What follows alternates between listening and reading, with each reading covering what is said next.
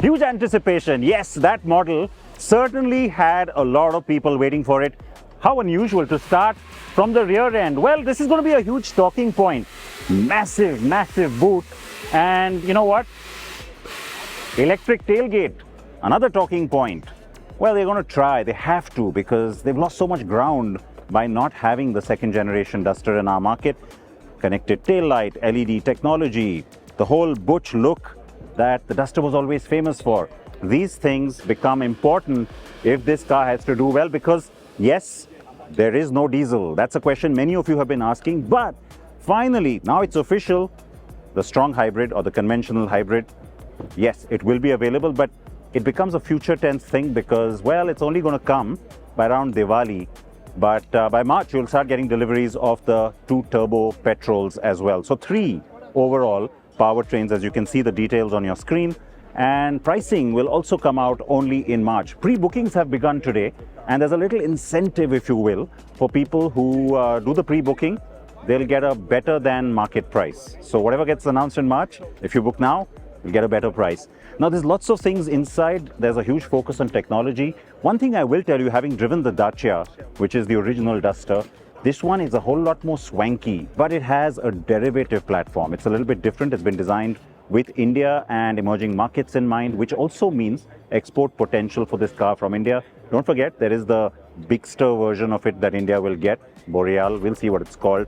That's coming in the future. There's also the Nissan versions. But before I get sidetracked, let's take a look at the car.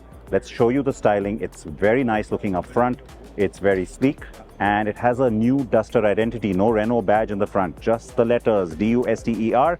And on the inside, like I said, an amped up cabin with a good sense of space, big screens, and a lot of tech. Big hope from the Duster in terms of what it had to offer, and I have to say, at first glance, it certainly delivers. This is a nice and macho and rugged color scheme, and the overall styling. Of course, we've spoken about that, but with the bonnet, it has nice indents here, nice and butch and muscular appeal. The headlamps over the international version are also very different, all LED, and the DRL design is completely different. You also get a very different and rugged bumper. The butch appeal that the original Duster had, I have to say that this has retained that very, very well. The butch appeal continues on the side as well. The square of wheel arches look very nice chunky cladding in plastic. You get these black alloy wheels. That look very nice in my opinion. And because this is the edition 1, there's no Stride doing something different there. You get the yellow highlights again on the lower side of the doors and on the roof rails as well that you see here. So piano black finish on the roof rails and that yellow finish on the Duster branding. But that's not all. Come closer and let me show you this special plaque here that says iconic Duster, and this will be, I think, specific to this edition 1 variant. Idea is to make it special for the first buyers, of course. And at the rear, what you see is a completely new look. You have plastic cladding right there. You have the yellow finished Duster branding, and of course connected tail lights. That is now a staple in the segment more or less, but overall the butch feel of the car has been retained very, very well. The cabin is a completely new experience, rugged yet very, very premium over the predecessor. First up, you get a new steering wheel, multifunction, piano black finish. All looks very, very nice, but the tech part is actually better. You get a digital console there, lots of information. You have even a map over there that should be really helpful. You also get a new infotainment screen that you see here, and this actually comes with built-in Google. Let me show you the map that you see here. This is of course Google Maps, but what's really interesting is that you have to log in with your Google ID, and it will essentially give you access to all the functions without really connecting to your smartphone. Of course, you do get Apple CarPlay and Android Auto and a host of other functions and apps that you should expect from the car.